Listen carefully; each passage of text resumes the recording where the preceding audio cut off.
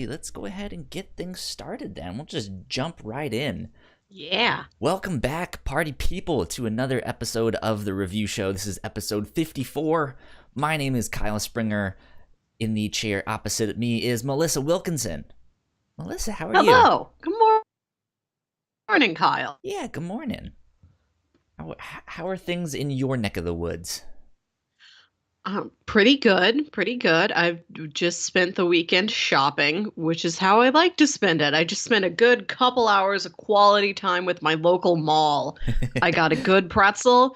You know, when you're waiting in line and you're like, I hope I get that pretzel. That's the one I picked out. Yeah, and you got that one? That one. Good. It was a good one. That pretzel, specifically. Good. How about you? I've been doing well. I made the terrible mistake of sending my chapstick through the washer and dryer.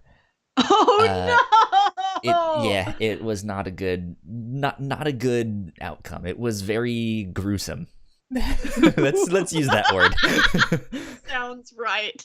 I also made the mistake of opening it immediately after I took it out of the dryer, which was even stupider because the whole thing was melted, and so when I opened it up, like half of it is stuck up in the cap now, and the rest of it is like it's not there. It's non-existent now. So I'm gonna have to go get some new chapstick.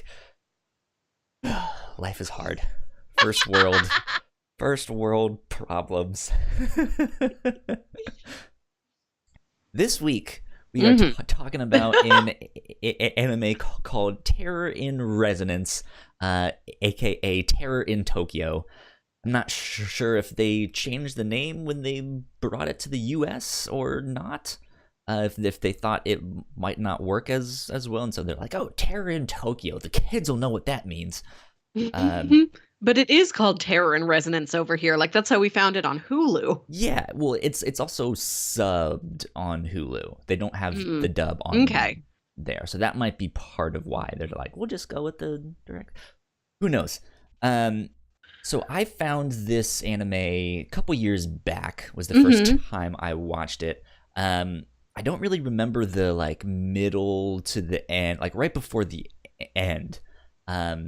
So it was interesting to re-watch it and be like, oh, I kind of missed this stuff, or I don't remember it.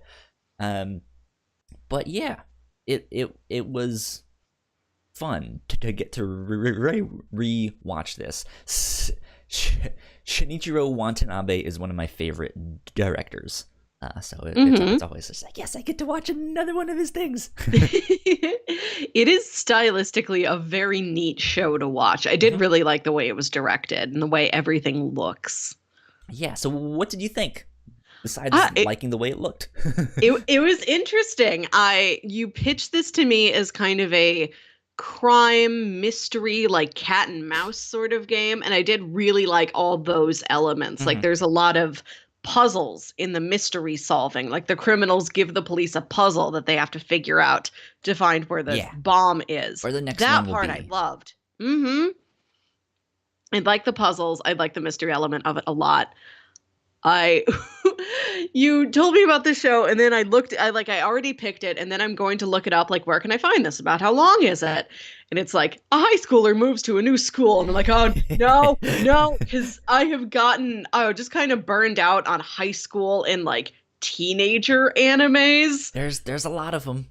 Yeah, but thankfully there's actually very little high school within the story, which was nice. So I was worried I wasn't going to like it, but then it pulled through. I actually ended up enjoying this a lot. Yeah, so I ended up realizing that I kind of pitched this a little bit wrong when I talked about it. So I mentioned that Watanabe usually has very heavy music influences in his anime, and this one not so much, or at least not as recognizable of like, oh, this is based on hip hop, or this is based on jazz, or you know.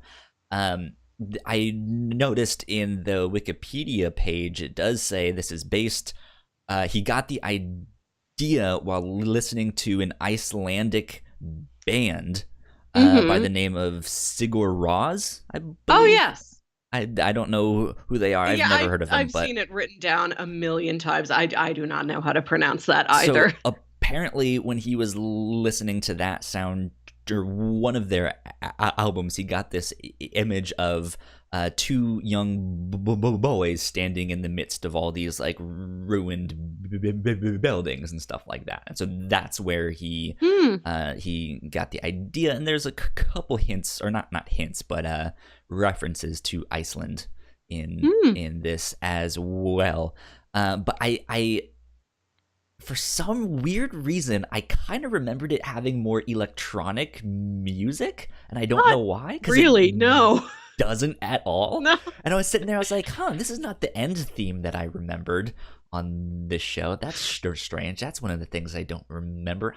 There's no electronic music on this. It's more atmospheric and...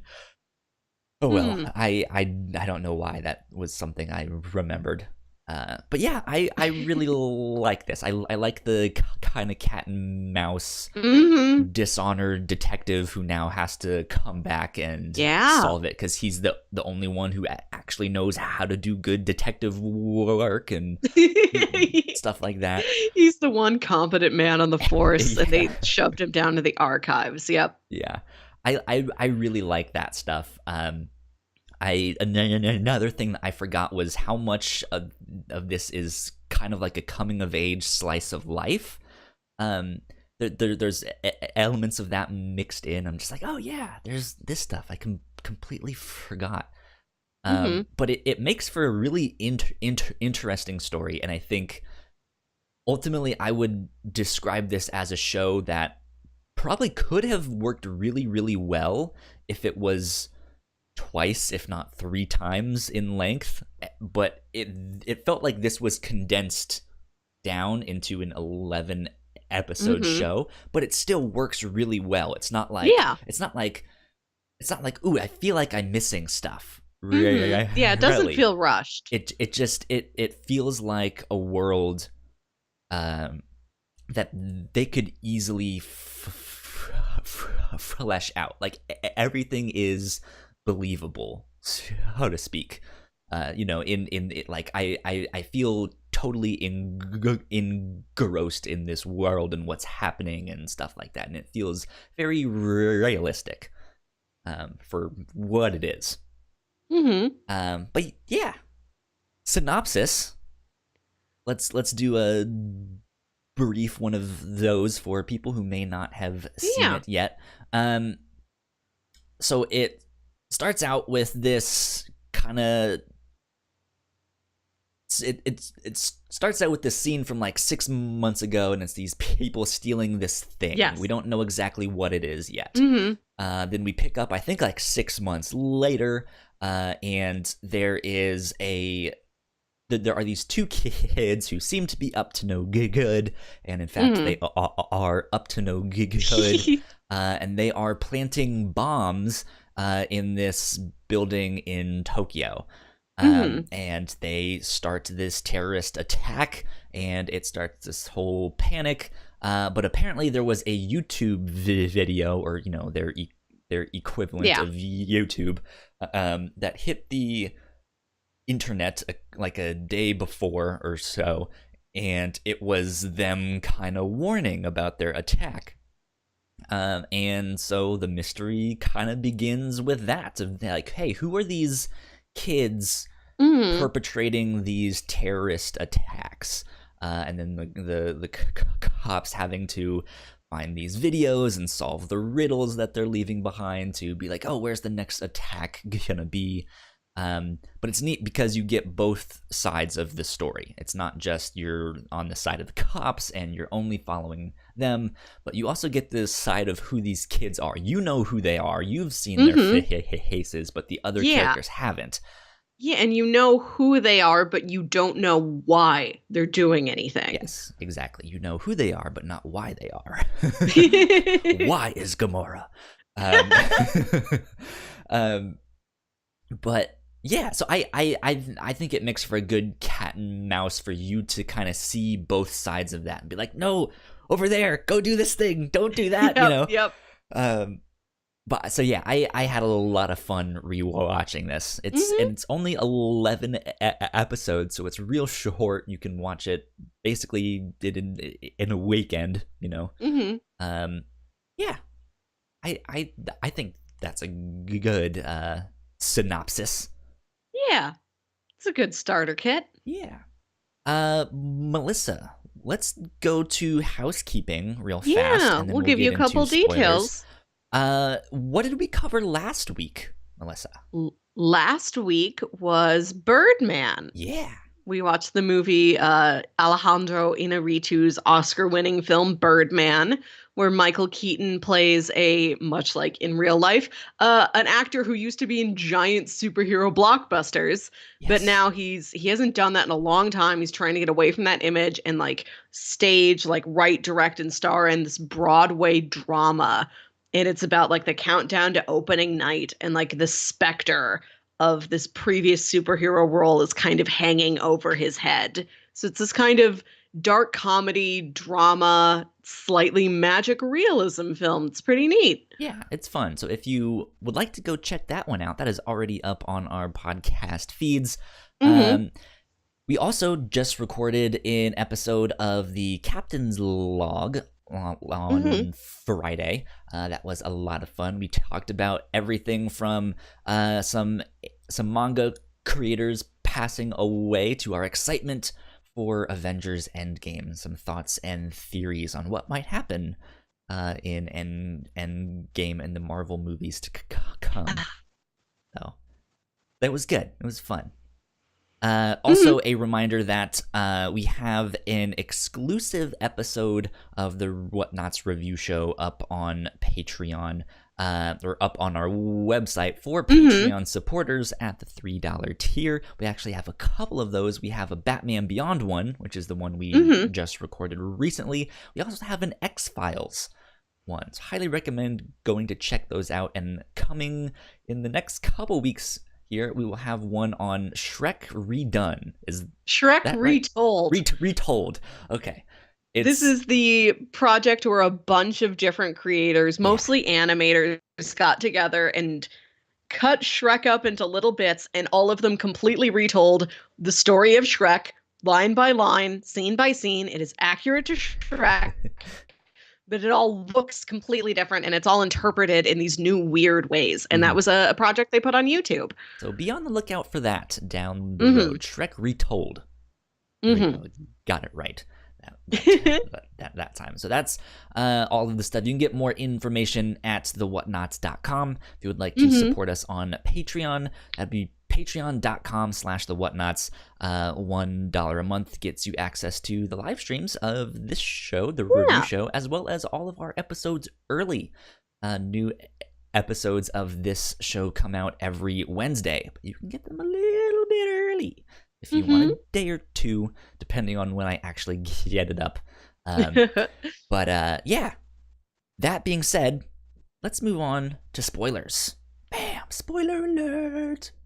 My goal for this next week is to actually finally get the sound effect down for that, as well as redo our stinger video for all of our YouTube videos, the 4-second introduction thing that has our logo and all of our social media stuff, because that's out of date, has our old logo, and I still need to update that. So that's my goal for this next week. But here we are in spoiler territory, spoiler mode. So if you haven't seen Terror in Resonance yet, go check it out and then come back here. We will talk about it with y'all. So I wanted to start with the kind of cat and mouse aspect of this, because I'm a big detective fiction fan, or detective stories and crime stories and stuff like that. And this is, I think, one of the things that attracted me to this show when I was kind of looking for more anime to watch a couple years ago. One of the things I thought was okay, I'm gonna check out my favorite directors and like look Okay. more into their actual work. And they had this one, which it was like there's a terrorist attack. There's this cop who's trying to figure it out and stuff. I was like, that sounds right up my alley. I'm gonna check it out. So I did, and I really liked it. But I liked how there were these riddles. Yes, whoops, that was my favorite part. Yeah. That's something that I feel like, especially in more like realistic crime stories, that's something you don't see. They don't leave clues. That's more fantastical. Yeah. Which it is. But it's interesting because they do it on YouTube. Like it does feel more modern than like leaving behind a clue, and I like that aspect of it, they're not sense. like mailing the police department a letter. They have like a YouTube channel. They upload, like, apparently everybody in the country videos and everybody unboxings in the country is subscribed to them. They're like, oh, did you see the new Sphinx video? And they all go and watch them like offer this riddle, and they've got like the same pattern to every video where it's like they introduce themselves the same way. And I'm Sphinx number 2, and I like snacks. Like, yes, it's like they've got catchphrases also. It's amazing. I mean, they are just kids, so you know they're being like, hey, we're doing the Fortnite stuff, you know. Yeah, they're just flossing and telling you about your imminent destruction. Yeah. What I really liked about the riddles is how thematically consistent they were. Like, yes, Sphinx, which is the name this organization of 2 boys puts forth for themselves, they pick like this kind of mythological aspect and stick with it from riddle after riddle. And really they go for the story of Oedipus, who seems like an interesting story if you know what it's about.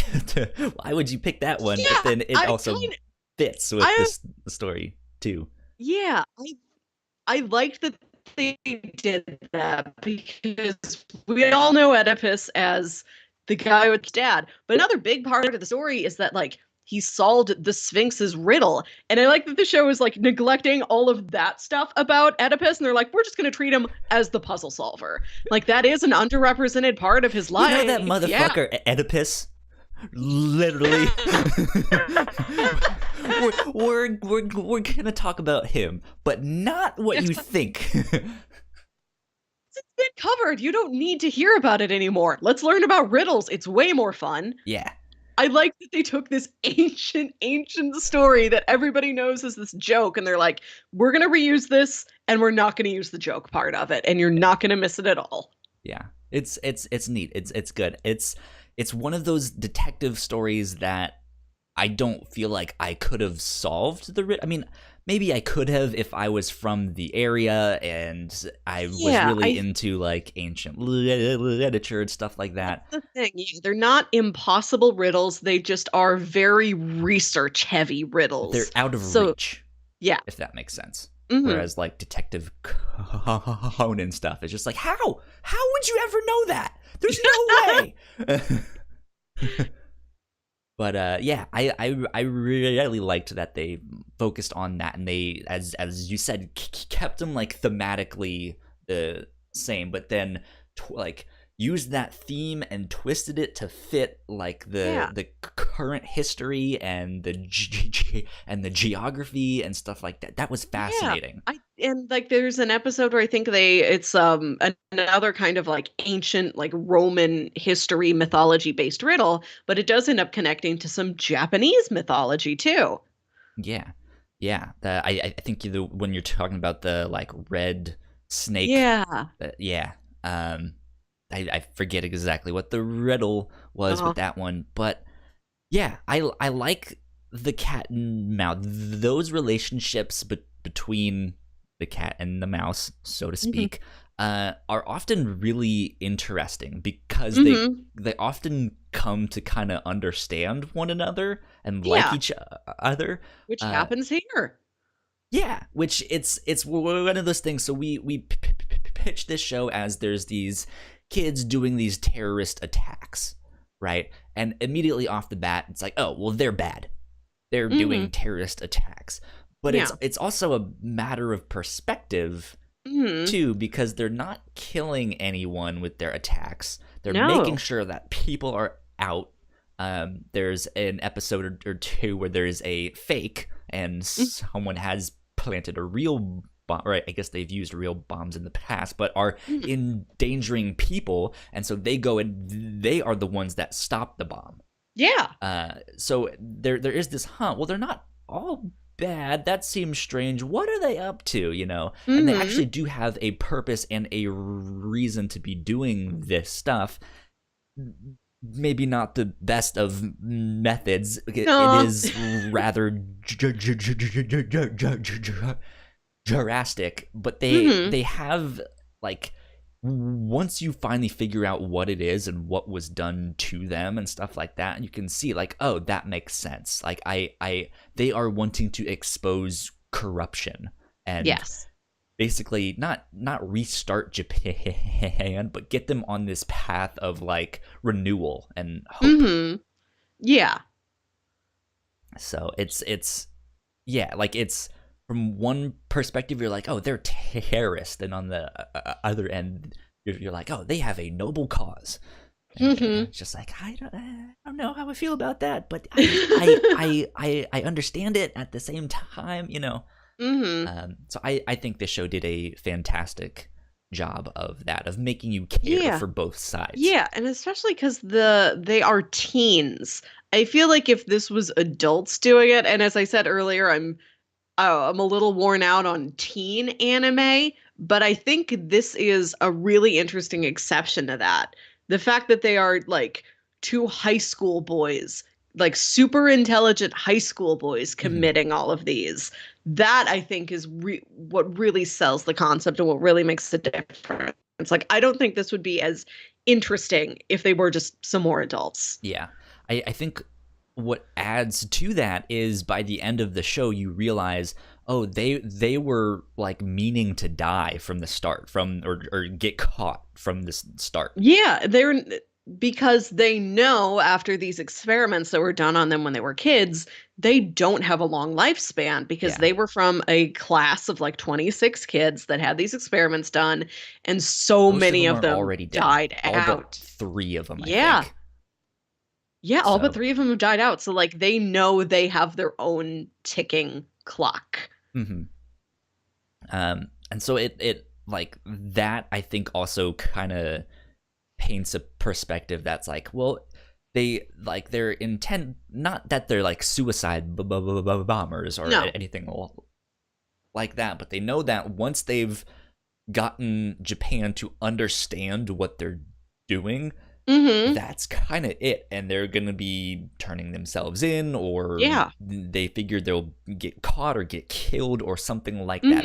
They have nothing else after that, and it's in a weird way, it's also, like, it's sympathetic to realize that. It was like, oh, they just have this one thing, like, that's all they want, is just for people to understand that they exist. And to understand what happened to them, and to expose that and be like, hey, don't let this happen again, Yeah, and, like, the buildings they're targeting are all connected to the men in this organization that kind of put them through these tests, and it's all meant to, like, reveal them and to reveal these hidden secrets, and it's not about, like, harming people or, like, real property damage outside of those purposes. Yeah. It is very straight and to the point, and without unnecessary malice. Yeah, that's true. I was gonna mention, it was their death, so we mentioned that. I'm gonna go right for the end. Sure, go for it. Spoilery stuff here. How did you feel when they did die? Like, what did this, like, did the ending speak to you? Did you notice any kind of symbolism stuff going on? What was going through your thoughts as the show was wrapping up? I was very curious about the practical effects of the whole thing, really. I was a little distracted by that because, like, they let off that atomic bomb so high up in the stratosphere Yeah. that you don't really get any kind of atomic fallout from it or anything, but it does release this like electromagnetic pulse that knocks out like all the electricity across Japan. And it Yeah. wasn't exactly clear, okay, for how long? Like, how do you recover from that? Because when we see the sort of flash forward some, like I think a year later, it looks like everything is okay again. Things I'm like, come what? back to no Yeah, I'm normal like, what eventually. happened between here and there? Like, I Yeah. just wanted some sort of practical logistics, just like a sentence or two of, well, this is what happened on that side. I was Yeah. just trying to figure out, like, okay, what stage is the world in now? Like, how much of a disaster was there? So I was more distracted by the national concerns than the little personal concerns of our main characters. But, oh, I kind of admired the fact that they got to die, if that sounds weird. How so? Um, no, I like that the show didn't try to give the story a happy ending when it was not set up to have one. That there wasn't some Yeah. like Deus Ex Machina that swung in at the end, like, oh, the other 24 children in this program died, I but mean, these two are gonna be okay. there is a little like seed of hope Mm. in there. We see that at the end when we figure out what Vaughn means, the VON. Yeah. And once we kind of understand what they're doing, it's like they're trying to just get people to pay attention Mm-hmm. and like not let this corruption happen. So they're wanting to kind of give these people hope of like, hey, we did some bad things, but Mm-hmm. you don't have to let it get this bad. So there was some hope with that. Melissa, you And I like got how, robot-y on me for a second well, there. you did too. I figured. Continue. I like that the story ended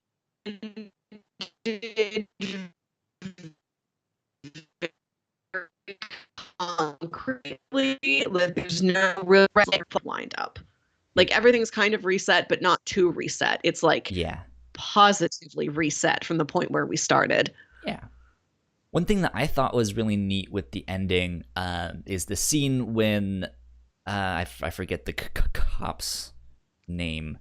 I forget too. It's my favorite part. Yeah, I don't remember his name. Kenjiro Shibazaki.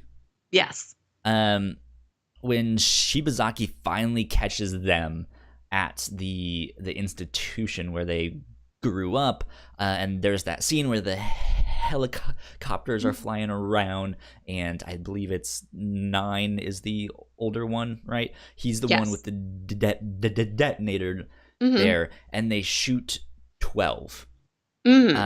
Which at first I was like, well, why would they shoot him when the other guy has the detonator and stuff like that? But it does make for a more emotional ending there. But what I noticed was that 12 is more of the heart of Sphinx. And where does he get shot? He gets shot in the heart. Yeah, he sure does. It's rough. Yeah, and then number 9 is the brains of the operation, and he basically dies of an aneurysm because of the drugs in his system and stuff like that. He basically has just a really bad headache, and that kills him. So one gets shot in the heart, and they are the heart of the operations. One's brain stops functioning, and he is the brains of the operation. So I thought that was a neat touch of just what is happening there. But yeah, it's an interesting story. It's an interesting end there. Yeah, to maybe clarify what I was saying earlier, I kind of like that the story is so standalone. It's like we made 11 episodes. That's it. Like, the main characters are dead now. Their characters or mates have been tied up. Like, it's so solidly standalone by itself, which I admire that they let themselves tell just one story and then it's over in those 11 episodes.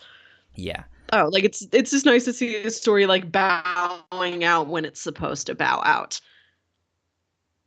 And and just the fact that the characters had kind of already reached some sort of peace with dying when they died. It kind of like it's sad that they had to die from the beginning, but they were these kids that were experimented on and had this time limit on their lives. But the way the story wraps up, like they made a friend, they touched a life, they helped people, they had one really nice last day where they like played kickball in a park or whatever. They just wanted And to be kids. yeah, there's a nice bow on the end of everything. Mm-hmm. Like that's very sort of neat, content kind of end. Yeah, Melissa, you're getting real robot-y on me. Whoops. I don't know. Yeah, it's not your fault. It is the interweb. Do you mind repeating what you just said? I like that the show kind of has this neat bow at the end of everything, and everything is ended very neatly and concretely and contentedly. Like like the deaths are emotional, the losses are emotional, but like people have what they need to like pick themselves up and keep going forward in a much more positive direction. Yeah, it's good. I like how it wraps up. I wanted to talk about what's his name, 12 and Lisa. Yeah, and their relationship there, because I think knowing by the end of the show, knowing what we know about 9 and 12, these two kids who make up Sphinx, and like I guess looking back on 12's interaction with Lisa, I just think that's an interesting dynamic. That's more of the like slice of life kind of like almost romance thing. Like this is one of those things I mentioned at the start where it was like it felt like it could have been like 3 times as long. Maybe this is something they would have explored more, the romance between those two. I think it is well paced, like well measured out. It never seems like it's going too fast or lagging behind anything else that's happening. But I would also like to see it extended into like a standard 26 episodes. Yeah, something like that. But I really liked the interaction between them. It's a weird scene that you first meet Lisa in. It looks like she's being hazed into like some kind of sorority or club, some after school. They're just bullies, and it's not really made clear like what their vendetta is against her. They're just bullies. Yeah. And she is she's on the edge of a diving board about to jump in the pool. These girls are egging her on to jump in, but she's still in her like school uniform. Like very obviously not supposed to be in the pool with that stuff on, you know. And 12 happens to hear them, and so he kind of comes up and he's like looking over this wall, being the peeping Tom, and he's like, "What are you waiting for? Just jump!" He's like, I don't. He has no idea what's happening, and I'm sure she's just like anxious as all, you know, as all hell. But he like he has this childlike personality. I mean, he is still a child, but not one that you would expect from someone who is capable of these terrorist acts. Like 9 has that personality where he's a little more mature, cold, he's more distant, he's more calculating. 12 we need to focus on the mission, you know. Yeah, 12 is very authentically a young person. They remind me a lot of the brothers from Watakoi. Like Love is Hard for Otaku. You have the main love interest, but then he also has this like college age kid brother. Yeah. They reminded me a lot of them. Yeah. But so he's them, and he's like, just jump in, and she's still like, what? Who are you? And he's like, fine, I'll do it because this looks fun. Yeah. Go jumping. And so he jumps in, and it's his like lack of hesitation to just enjoy life that she's kind of inspired by and like intrigued by. I don't think did she jump in? I don't remember her jumping in. I don't remember either. But I don't think she did. I don't remember her being wet. She's wearing a big sweater. It's a lot to deal with. Yeah. But yeah, so it ends up kind of being this metaphor of like what happens later on in the show, where she's kind of hesitant to get involved with them and jump into this lifestyle, but she also really has nothing for her, or at least nothing that she likes. She's her mom is abusive. She doesn't really like to be at home. She feels like she has nowhere to go, no friends, and so she sees this kid who's just happy, and she wants that, and but she has this hesitation of like, do I really fit in with that? Do I really deserve that happiness? And then for her realizing that they're the ones destroying these buildings, it's like, do I really want to get involved with that? Like, that's a lot. Well, the choice they give her, because she just happens to be in one of the buildings they're about to blow up, is they offer her, you can be dead or you can be an accomplice. And, there's not really much of a choice there. Yeah. But I mean, she's still kind of questions it of like, oh, am I just gonna get in the way here? Yeah, and it's all less that 9 is saying, Yeah, it's interesting that she's less like, oh, what are the moral implications of what I'm doing, and more like, am I in the way? Am I annoying you guys? I thought I was gonna cook. Am I bothering you? Yeah, it's not like, what am I doing to my fellow man? It's like, how do I now fit into this little 3-person social unit? Yeah. Which is interesting. Lisa is so anxious in like the first 2 episodes, and understandably why. She's bullied at school. Her mom is like incredibly overbearing and really aggressive towards her. Her dad is run off. That's kind of part of the way her mom is, part of why her mom's acting like that. Yeah. And she's so anxious, and I understand, but it's not really pleasant to watch. I don't know, like the first 2 episodes, Lisa's scenes are like kind of stressful also on you, in addition to on her. And so when she decides to like run away from home, that's like the first really proactive thing she does, is she decides to run away from home. And her mom even like kind of catches her going out the door, and she just bolts. She keeps going. She goes for it. Yeah. Which is a great change to her character. And when she starts to kind of crash with Sphinx, she relaxes a lot. And it's not so much that it's like unrealistic to look at how anxious she was in the first episode, and like she's still not in a great place. She's still not very healthy, but she's relaxed a lot. You see her actually be more of a person. Like, she wants to cook for them, and she's becoming a little bit more well-rounded and just a little bit more like a more average teenage girl. And that was a really nice change for the series. Like, I'm really glad she became a little bit stronger of a protagonist as the show went on. Her leaving her mom is her jumping in the pool, so to speak. And she's away from, I think, what she sees as her problems. Like, I don't think she really feels like she's fallen in with these terrorists yet, or these kids, and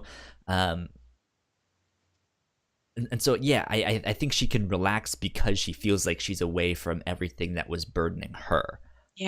And so she is learning to relax, and then she starts to maybe get more like, that's when she starts to question of like, okay, now what does this mean for me? What does me kind of shacking up with these guys mean for me? Because she has a moment where she's like, yeah, I'm just in the way, I should leave, and she leaves, and that's when things go bad for her. There's people looking for her and stuff like that. She goes, oh shit, I'm in the deep end on this one.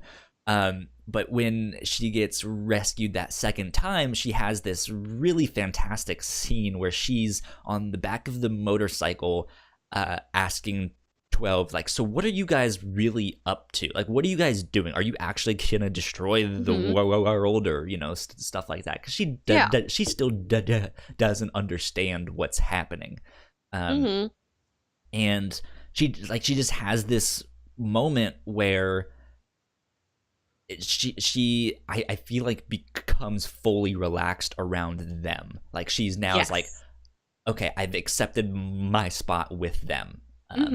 And yeah, she does this thing where she like shuts her eyes and like looks up in the sky and just has this moment where she really seems free and just like careless and stuff. And I'm like, that's a fantastic scene. Yeah, it's about that freedom in making those friends, which is nice. Like, you're happy to see that happen to her. Yeah. Which is one of the benefits of her being so upset the first couple episodes. Like, it's such a relief to her and to you when she gets to where she is at the end of the show. Yeah. I think I want to. One more thing on that. I was gonna say, I think even though they don't really expressly say it right then, I think that is her kind of understanding. Oh, they're not out to kill people or destroy the world or hurt anyone. They have, they were hurt as children. They are just like me. I have this abusive parent, this situation that is just completely shitty, and she's realizing the connection there. It's like, oh, they're not actually bad guys. So this isn't the point I was just about to make, but I do want to stop and say I did think it was kind of weird that there aren't any repercussions for Lisa running away from her mom. Like, it seems like nobody's looking for her after she disappears. And considering that her mom's relationship to her was being really overbearing and overprotective, like her mom, like she looks at her phone and it's like a dozen missed calls from mom. Like, mom really wants to be up in her business. It's not good, but it's not neglect. So the fact that she ran away and like nothing happened from that was a little perplexing. It's a little perplexing. It's one of those things. It's like, well, it's not really a part of the story. It's not isn't what they want to focus on. I just would have liked to have seen like a line or two, or you're right though. Something to follow up on that. Just a little bit. Yeah, it's the scene where Lisa. Go ahead. No, you can finish yours. Oh, I was gonna say, yeah, you're right. It seems like, especially with her being somewhat involved in these terrorist attacks and her being a minor, like they would want to, like, okay, who is your legal guardian? Who's your parent? Yeah. But that's not what we get to see. No. I want to talk about the Ferris wheel scene where Five has kidnapped Lisa and she straps a bomb onto her and she puts her on this like it's not a band, it's just like an off season, like empty Ferris wheel at night, and like the clues lead 12 to go there and find her. You got really rogue body there. Well, okay, I can start over. That would be wonderful. Thank you. What a bad day. There's the scene where Five has kidnapped Lisa and like strapped this bomb jacket onto her and leaves these clues for 12 to go and find her. And she's on this empty Ferris wheel in the middle of the night. And he has to defuse this bomb jacket that's on her. And this would be like a heart-pounding action scene in anything else. But the scene is treated so romantically. Yeah. Like, they're on this Ferris wheel that's lit up in these like beautiful glowing like bright lights, and there's this soft, sweet, romantic music playing, and he is like clipping the little wires and undoing like all of the little contraptions on this bomb vest, like so delicately and deliberately and calmly, and like trying to calm her down. It's sweet. It's sweet and it's romantic. And I love that I got to see that action that would be actiony and anything else treated like that. That was a really fun twist. Yeah.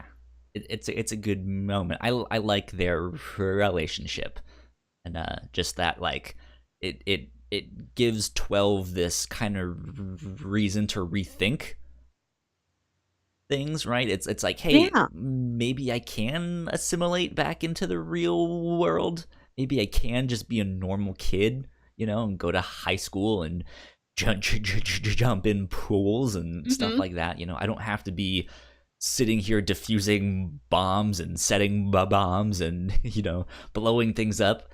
And it's the kind of character moments that I really like, but it also adds to the tension at the same time, because if you're a fan of their plight and you are kind of rooting them on, of being like, oh yeah, they need to expose this corruption and stuff like that, then it is this like, no, what are you doing? Like, focus on the mission. Like, you need to, like, there's a good thing happening here, and you need to, you need to be a part of that. And she's the distraction, as 9 might say. You know, but it's good. I like that tension and that pull there. So it's stuff. Yeah, even how like 9. Like, he doesn't personally have anything against Lisa, but he's like, we don't need this. We don't need a distraction. I'd really rather she's not here. We should get her out. And then they are friends by the end of the series, which was nice. Nice little additional journey there. Yeah. Let's go on to the police side of the story. Police. Whoop, whoop. Yes. Let's talk about police. First off, I just want to say I really loved the other guy in the archives. He's and one of my favorites. They have like nothing to do down there. Like, they just need to work on a project like when somebody asks them to. So they just go to work every day, and like his buddy is just like eating donuts and playing video games and like watching cat videos on YouTube. That and is he's oddly reminiscent of what I do at work. So consistent, like just this good-hearted, like easygoing guy throughout the entire series, and he's never so goofy that he sticks out among the rest of the drama that's going on. He's just very like earnest and good-natured and real among everything. He has one really funny moment of when they are, or what I thought was his one funny moment, when they are, I think they're looking for the weather balloon and stuff. Like they're in like, all right, this is it, guys. There might be something really bad happening here, and it's all hands on deck. And he just has no idea what to do, and so he's just like, I'll go on the roof. And he just runs off. Binoculars. He's gonna stand on the roof with binoculars to find an atomic bomb strapped to a weather balloon. It's great, and I love it. And I'm just like, yes, this is the best. Because he's not a hacker, he's not a coder, he doesn't know how to research all of this stuff. He's just like a librarian, more or less. Yeah, that's what he is. And he's just like, I can't help here. I'm gonna go help by standing on the roof and looking at the sky. Ain't he sweet?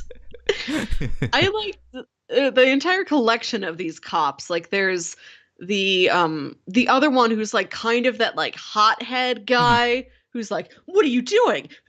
You're just gonna throw away your badge like that? And like, he's very like forward and success focused, and he'd be like an antagonist sort of cop. Like, you can see other stories for him. And what's our main detective's name again? I have it pulled up. I should have written down any of these names before we got started. Kenjiro Shibazaki. Like, he would be Shibazaki's like rival or bully almost in any other story. Like, there's this. I have a feeling that he was the replacement of like when they kicked them off. They were like, hey, new young guy, hothead, who's gonna solve all these cases and not, Exactly. take one case and just focus on that. Mm-hmm. Like, but that would become like this antagonistic bully, like annoying character in any other story, and they're not close. They're not really on the same side of things at the very beginning of the show, but as it goes on, and this guy starts to see that Shibazaki is like been right about everything and is He right to actually knows what continue he's working talking on about. this Yeah. mystery, no matter what the actual higher ups say. He's absolutely on his side. He's like following his footsteps, like, okay, where are we going? What are we going to do next? And I Yeah. like that guy got to be a good guy. Yeah. Yeah, that's a lot of fun to see him kind of understand what is happening here. They're like, Mm-hmm. oh, this guy knows what he's talking about. He's right. Maybe I can learn something from him. Mm-hmm. I also liked Shibazaki's family life because his backstory is that there was this politician of some kind who fell to his death from like a hotel window. And everybody's like, oh, it was an accident or it was a suicide. And he's like, no, this was murder. Like somebody made this happen. And he gets real deep into this investigation. Everybody else is like, no, like it's not murder. Like there's no criminal intent here. Like cut it out. And like you can tell like from the shadows the people that actually orchestrated this were like, get him off the case. And so it comes down that he's like, well, you're demoted to working in the archives, you're not a detective anymore. Yeah. And it said that like because he had a family, he had to take that. He's like, I have to keep a steady job like this. I don't like it. If you're sending me to the archives, I have to go there. And Mm-hmm. you don't get the moment where later on where it's like, oh, I still have to protect my family. That almost goes to like the guy with the glasses. You would Yeah. expect Shibazaki to have the moment like the guy with the glasses has with his like pregnant wife and little son. And you also don't see like something else that might come out of that is, well, he still was obsessed with the case and he took the archives job to help his family, but ultimately he grew distant from his family and estranged. But no, it's just like a normal family relationship where it's like a little distant but not like because of anything, just like he goes to visit his daughter's like at college. He's like Mm-hmm. sitting with her in her dorm room. Yeah. He's like, oh, I just haven't visited you in a while, and it's kind of got an ulterior motive. He's like, you study a science, right? And she's like, yeah, dad, I study like, you know, some sort of engineering. And he's like, do you know anything about Nuclear plutonium? bombs. And she's like, dad, you're on a case. And then he goes home to his wife, and his wife's like, you saw her? Oh, you should have told me. I wanted to give her some stuff, just like you. I like that they don't have this disastrous, like strained relationship, Yeah. and it's also not like super close. And oh, I look up to you, Dad. You were such a hero. You're still a hero in my eyes. Like it's just like normal, kind of like, oh, we're all adults now, and we don't always know what the other person is Yeah. doing, and needs to be like, what? What's your major again? It's some sort of a science, right? I like just how normal it was, Mm-hmm. which is weird to say. Like, boy, happy to see just a normal, plain, not too close, not too distant family relationship. It felt But it added a sense of yes, realism to the show. I felt like if the show had only focused on the detective, it still would have been just as good. it's my favorite part of it. I Yeah. like that trying to figure out the mystery, and I do really like what the show does. I don't know if I've ever seen another show quite like this where we're seeing the villain's point of view and we know who they are and how they're doing everything and where they are, but we don't know why. And the why is the big mystery. Mm-hmm. Not the who or the how, but the why. And the why is what we're building towards. Yeah. I don't know if I've really encountered another story like that. And I liked it. I liked that kind of narrative structure that this had. Mm-hmm. Yeah. I like it too. Let's talk about 5 for a little bit. Yeah. That was her number, right? Yes, 5. So she is the third surviving child of this institution. I forget what they called it. The Athena program. It looked in. I think 12 and 9 both thought she died in their escape. Yes. Because they were escaping and they saw the flames, and you see this child get engulfed by flames and stuff like that. So they just assume that she's dead. But it turns out that she somehow made her way to America and got scooped up by the authorities in the United States. And now she's working with the FBI because she's like this super smart tactician, like chess kind of player. Like, if I move this way, we'll trap him. But she's the one I feel like does not see, like, she seems the least like a kid. Yeah, she is, and we were just talking about how this is like a fairly grounded, down to earth series overall. There's lots of very realistic moments. She's almost like a supervillain. Like she's got this, she's very, and like any normal human being can be super fashionable, but she's got like one big earring and she's always like painting her nails real sassy. Like she's got all these affectations that you would see in something a little bit more comic booky. That, or I'm even thinking like 80s action movie. Yeah, Just like she has on like a black like fancy dress for some like cocktail party. She has her makeup all done up. But if they're around the same age, she's probably only 16 or 17. Yeah, she doesn't feel like a teen really. Yeah, so I mean, she's somewhere around that age. I'm not sure exactly, but yeah, I like it. It was an interesting character to me to see and to pit against 9 and 12, because this is almost like the extreme, if that makes sense. Like 12 is the one that is still childlike and like is tempted to like, hey, I kind of don't want to do this stuff anymore. I just want to live a normal life. 9 is the one who's like, hey, we have our mission. Once we get done with the mission, I'm expecting to die, but hey, if we live, then we live, and then I'll move on, you know.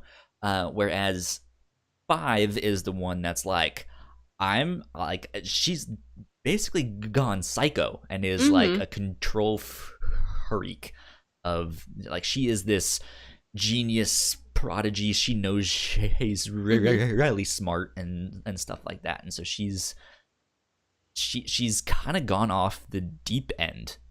And it's an interesting, like, it's another aspect of the show that makes you think, oh, hey, these terrorists aren't as bad. Like, maybe they're not actually terrorists in the way that we maybe think of that word. You know, there is someone else out there who is worse than them. Yeah, I liked. Yeah. I did not like her character, but I liked her being there to have in relation to Sphinx. She's a great contrast, and like Sphinx, like 9 and 12, they're totally on their own. They have to cobble everything together themselves. She, was kind of adopted by like this American governmental agency that came in and figured out that like some subsection of the Japanese government was doing all these weird experiments on kids, and they're like, don't cut it out. The one kid that's left, we're watching over her now, okay? We're going to take care of her. Hey, stay away. And so she's like kind of their prodigy, and like it's almost like she's the one calling the shots over there in some regards. It doesn't seem like that at first, but very quickly she's like, she realizes it's like, oh, I'm up against 5 or up against 9 and 12. This will be fun, you know. And then she starts taking over. I don't know if I have much else to say about her though. No, I like her as a foil. Yeah, she's fun to watch. Yeah. Anything else that you want to talk about with this show? Real briefly, I don't know if this is something you picked up on. This show is kind of short on ladies, and it's a show with a lot of little incidental characters and a lot of moving parts.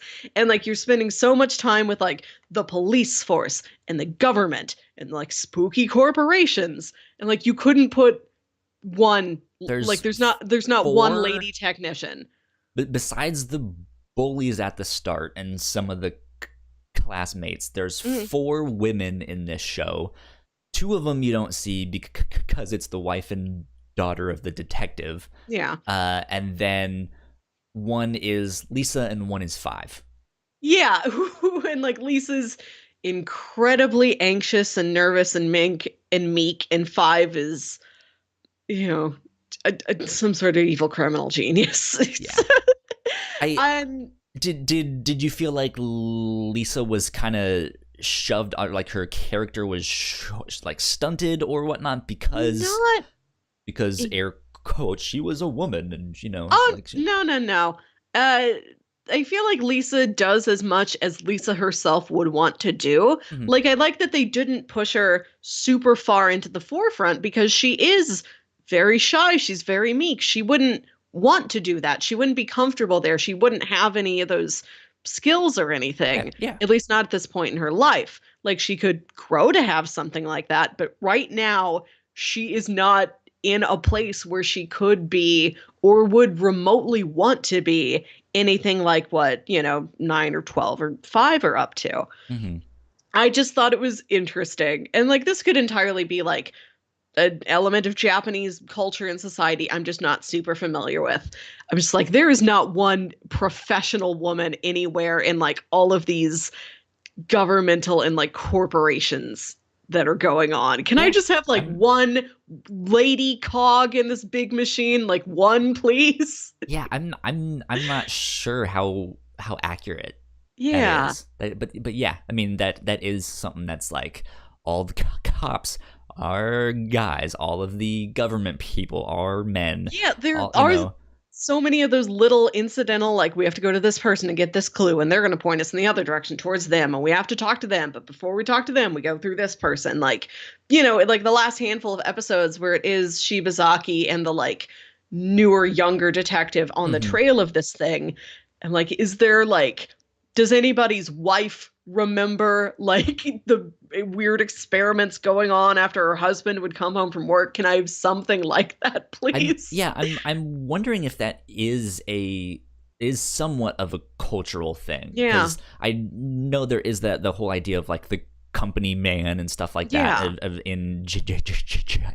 in Japanese culture. Well, they will basically give their lives to a certain company, and it's do or die for them with that company. So I'm wondering if it's a mixture of that as well as maybe more traditional like gender role things kind of playing in there of like, hey, the man will be the one that like has the job, and so for these more like government institutions, maybe it's harder for women. I can understand it, but again, like, maybe one of these government officials they need to talk to has died, but his wife is alive and she remembers something he told her once. Like, I understand this not being a female-centric show through your own choice. That's a valid choice to make, or through whatever cultural differences. I just wanted, like, one more. Could I have one more lady, even if she's just, like, incidental plot piece number 3? Yeah. I think that would have worked fine. Or just have, like, one more woman on the police force. Yes, like, I don't think you see one. Well, there's like the receptionist, which is a nice moment when 9 goes up and he's like, puts on the mask and he's like, I'm Sphinx, it's me. And she screams, which I can buy. That's not your typical, like, woman startled my mouse, faints. There's a terrorist who appeared in front of you. Like, pops on the mask, like, hey, it's me. Like, that's a well-deserved scream. I too would scream. Yeah, could absolutely use some more women in that regard. I guess I don't really have anything to say about the music because it wasn't electronic. Nice. Yeah, it's still nice. I like it. Yoko Kanno still does the music in this. She works a lot with Watanabe, and she is in the band that made the theme song for Cowboy Bebop, the Seatbelts. Very good. Yeah. So good. I think that's kind of all I have to say on this show, what though. would you, as being a big like mystery and detective fan, what would you recommend to somebody if they were intrigued by this and they want to watch something else kind of like it? So if I had to pick anything else from Watanabe's works, I don't think he necessarily directed it, but I think he helped produce it. Is Michiko and Hachin. I don't know this one. It's a longer one. I believe it's like 50 something episodes, but it's about this woman who escapes from jail, and she kidnaps this younger child who doesn't really want to be at the home she's at. She was adopted, and they treat her poorly and all of this stuff. And it's been a long time since I watched. I think I watched that right after I watched this years ago. But I think, if I'm not mistaken, I think they think that she is her daughter, or I don't know. But long story short, they go on this adventure together to find the man this woman who broke out of jail. Her name is Michiko. They're on a quest to find this man. Meanwhile, there is a cop chasing them. It's another woman, so maybe they just moved all of the women in. Oh yeah, right. That show. To watch the show with the lady division.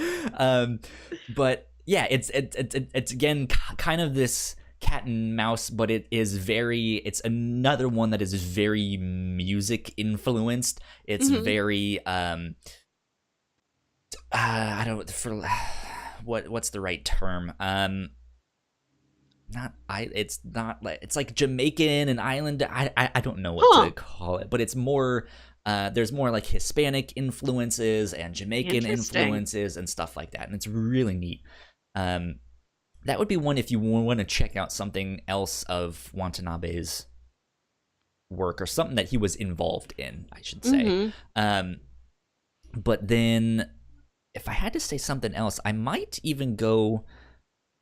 There's a if you liked the detective in this show, and you want something that's maybe a little bit more like him, I would suggest a Korean TV show named Bad Guys. Yes. I really like this show. It's on Netflix here in the US. And it is about this detective who is kind of dishonored, and they don't, he's kind of shoved off to the side. But there's a serial killer on the loose, and they kind of bring him back into the fold to solve this case.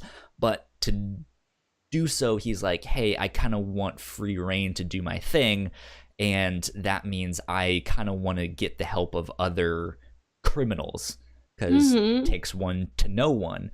And so the idea is that he makes this team of these criminals to go figure out who this serial killer is. At the same time, he kind of has a similar relationship with his family.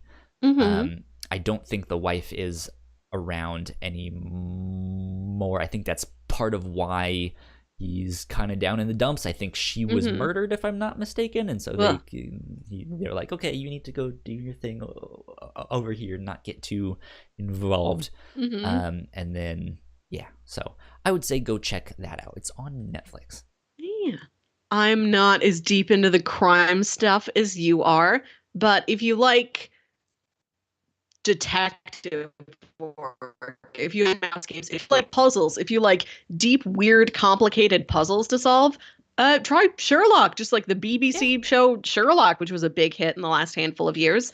The episodes, there's only 12 episodes total, released over 4 seasons, because it's 3 episodes per season that are like an hour and a half long, like a little mini movie. Try one out, see what you think. I'd be watching those. Yeah. Those were good. One more note on the bad guys thing. I just remembered this. One of the characters in Bad Guys was cast in the new Marvel's Eternals movie. Ooh. It's the actor it's the Korean actor that was also in Train to Busan, if you've seen that one. He's a little bit bigger, a little more muscular, but he's in that show too. But yeah, there you go. Anything else you would recommend? That's the one crime thing I know. Sounds good to me. We do want to give a big thank you to all of our Patreon supporters, especially to those at the $5 tier. We want to give you guys shout outs. So thank you to Eric, Sam, and Christine for keeping the lights on and helping us make this show. We love and appreciate you all. Melissa, pitches for this next week. It's me. It's your turn. My turn. Yeah, it is.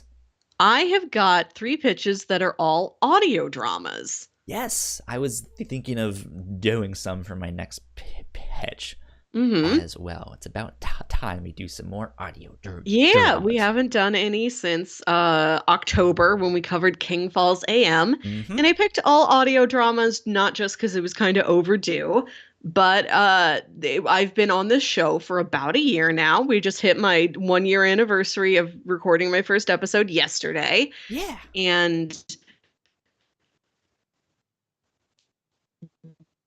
the way I first found the original Whatnauts podcast that you all were doing is that I found these dramas that I'd listened to. So that's how I found the show, and so that's something I always associate with it is audio dramas. So I figured to mark the 1-year anniversary, let's get just a bunch of those up in here. Sounds good to me. Okay, pitch number 1 is a show called The Earth Collective. Earth Collective. This is a story where all of humanity left Earth to go to this other planet, this sort of futuristic sci-fi story. But they found that like some meteor or something hit the planet, and after that, if you are left in the dark, there's something that will come to get you. Like something about the dark is destructive. It's a little vague, but now what the society does is that they live in one long caravan of trucks that carry everyone and everything, and they just drive in big circles around this planet, making sure they always stay in the sunlight. Yeah, and the story is from the point of view of just, I think, a technician somewhere along this big caravan. Where do they get all that gasoline? I don't remember. I listened to season 1 of this before, and they've released season 2 since then. Okay. And I'd like to listen to both seasons. There's a lot of episodes. They're very short episodes. Gotcha. And there's lots of little like bonus episode 1, episode 2.5. So there's lots of little episodes, but they're all pretty short. Like I think the longest episode on its own is like 23 minutes. So the entirety of the series is like 5.5 hours of listening time. Okay. I put it all on the playlist so I could figure out how long it was. Yeah, it's a really interesting concept. And you just follow this guy who's kind of historically documenting what's happening, because he's like, we're always traveling, we're always moving, we never stop and rest. This doesn't give us any time for record keeping. Like everything we do now is going to be forgotten if nobody stops and takes care of it now. So just whatever spare time I have after working, I'm going to tell you who we are and what's happening. And he just sort of tries to figure out what have we left behind? What did society used to be before we started living in a big caravan that drives all the time? Sounds good to me. Okay. Pitch number 2 is a show called Uncanny County. Okay. Have you heard of this one? I've heard of that one, yes. Uncanny County, this is fun. This is a anthology series. It's kind of Twilight Zone-y in that every episode is this kind of sci-fi, fantasy, magic realism tale with like heart to it. Twilight Zone is a little bit more like cautionary tales and hold the mirror up to society. You're the real monsters. This is a little bit more kind of heartfelt, very sweet, very whimsical stuff. Okay. Yeah, and so I was going to pitch just season 1 of this. So that is 12 episodes. They're all about half an hour long. There's Sounds some good. really fun one-shot, like, fantasy sci-fi stories in there. Cool. And pitch number 3 is Wolverine: The Long Night. Wolverine: The Long Night. I've heard about that one. This is an audio drama, like, officially released by Marvel. This is Marvel's first attempt at an audio drama or any kind of scripted podcast. This came out just like last year, and it was behind a paywall for a while, but now it's out there to the public, and so we can talk about it. This is season 1 is 10 episodes. These are like 30 to 40 minutes long, and in this show, it's got like a fully produced professional cast. Like Wolverine is played by Richard Armitage, who, he was Thorin in the Hobbit movies. You're not a fantasy guy, so I don't know a non-fantasy thing to tell you about that he was in, but he's a legit guy, and he's our Wolverine now for voices. And it's a story where Wolverine has to go to Alaska and investigate some sort of weird mystery up there. Yeah. In The Long Night... Oh, that's not it. This is also in a weird kind of transition period. They did all of Wolverine: The Long Night, and they're about to start Wolverine: The Lost Trail, which is a story where he like goes to New Orleans and he meets Gambit, of course. So if you look up Wolverine: The Long Night, you might find like the title and the cover art has changed to a promotion for Wolverine: The Lost Trail, because it's all going to be in one feed, but the episodes will all be there for The Long Night. It's he goes to Alaska to investigate some sort of murder or missing persons case. I don't exactly remember the pitch, and they changed the series description to be the description for The Lost Trail, so that's not helpful to me. Interesting. But it sounds pretty cool. We watch a lot of superheroes. We read a lot of superheroes. We can try listening to one now. Yeah. However, I think I'm going to go with pitch number 1, The Earth Collective, because that's the one I haven't heard of, and I want to try something new. Neat. I listened to season 1. I really liked it, and then I haven't listened to any of season 2 yet, because I kind of was saving it to pitch to you, because it seemed like a cool sci-fi story you'd like. So we're doing season 1 and 2? Is that? Yeah, season 1 and 2, and there are like little in between episodes. Like there's kind of an interseason, like 6-episode mini thing. But like I said, all the episodes are very short. So you could listen to like every little bit they've uploaded in their feed, and it is like 5.5 hours. There you go. Sounds good. The Earth Collective. Yeah.